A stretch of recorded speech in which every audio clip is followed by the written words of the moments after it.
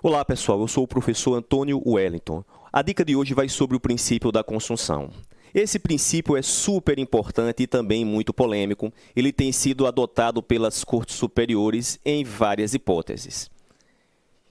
Nesse estudo, chama a atenção, por exemplo, a súmula 17 do STJ, que nos diz que a falsidade, quando é meio para a consumação do estelionato, fica pelo estelionato absolvida. Súmula 17 do STJ, súmula importante. Mas por que esse princípio é tão controvertido? Porque os tribunais, notadamente o STJ, se valem de vários critérios para a aplicação do princípio da consunção. Então, nós temos, por exemplo, o critério teleológico ou da finalidade, este último que eu mencionei para os senhores e as senhoritas, segundo o qual o crime meio fica absolvido pelo crime fim.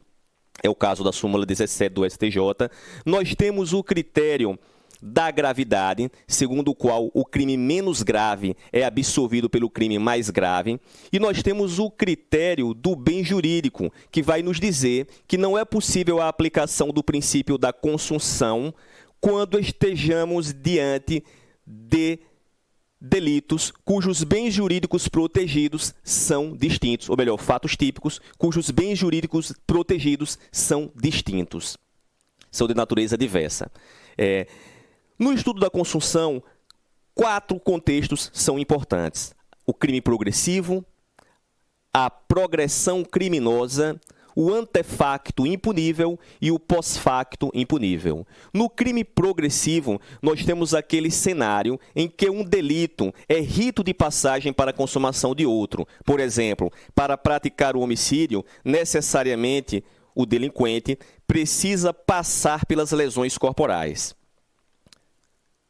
Na progressão criminosa, o agente manifesta um dolo inaugural, mas durante a execução do delito ele modifica o seu dolo. Por exemplo, o agente inicialmente queria apenas lesionar a vítima, mas durante a execução do fato ele modifica sua ideia original e acaba cometendo um homicídio. Obviamente, a lesão corporal vai ficar absolvida pelo homicídio.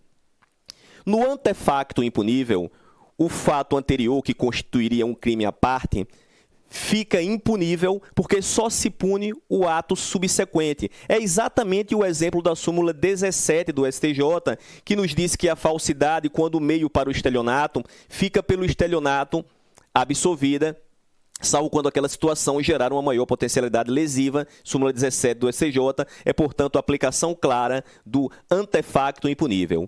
E, por fim, o pós-facto impunível vai nos dizer que o crime que vem depois, ele é impunível, só se punindo aquele crime que o antecedeu.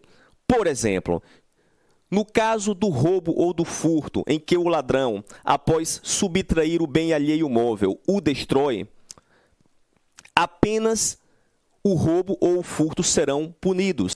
Por que é assim? Porque se entende que, ao subtrair a coisa, causando a perda da propriedade da vítima, o ladrão já consumou e exauriu todos os elementos do tipo, todas as consequências desse crime.